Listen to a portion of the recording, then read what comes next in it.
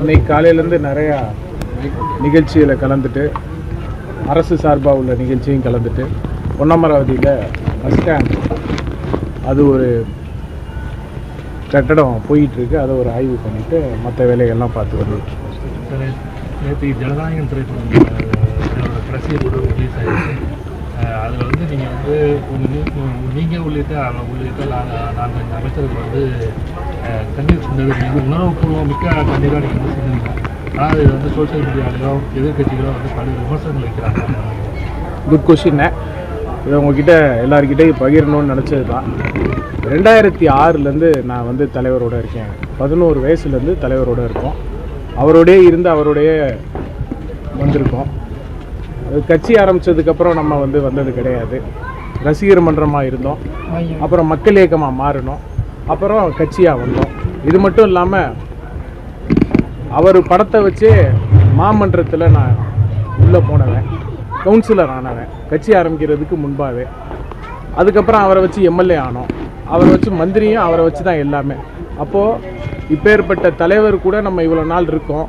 அந்த தலைவரோட கடைசி படம் தியேட்டரில் பார்க்குறோங்கும் போது அது ரொம்ப மனம் நொந்து தான். நம்ம அதை இயற்கையாக நடந்தது தான் தவிர எதுவும் ஆர்டிஃபிஷியல்லாம் கிடையாது.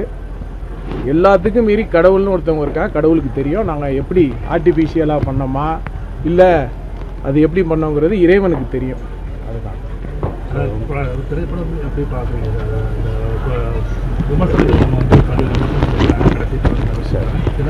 எதிர்கட்சினாலே விமர்சனம் தானே சார். அவங்க நம்மளை பாராட்ட மாட்டாங்கல்ல. நம்ம மக்களுக்கான அரசு இது, மக்களுக்கு என்ன நல்லது செய்யணுமோ அதை செய்வோம் சார். சார் புதுக்கோட்டை கல்லூரி மாணவர்கள் கோரிக்கை வச்சுருக்காங்க, கல்லூரியிலேருந்து அடிப்படை வசதி சொல்லித்தரணும் சார். இது வரைக்கும் எனக்கு நான் அமைச்சரானதுலேருந்து ஒரு 2000 மனு வந்திருக்கும் சார். நம்ம 500க்கும் மேற்பட்ட மனுவை வந்து கலெக்டரேட்டில் சொல்லி நம்ம எல்லாமே தீர்வு காமிச்சிக்கிட்டு வரோம் சார். ஒரு சில மனுக்களில் தீர்வு காண முடியாததையும் கேட்குறாங்க. அதுக்குமே நம்ம அவங்களுக்கு மாற்றுறதுக்கு என்ன பண்ணணும்னு நம்ம எல்லாமே செஞ்சுக்கிட்டு வரோம் சார். படிப்படியாக எல்லாமே செய்கிறோம்.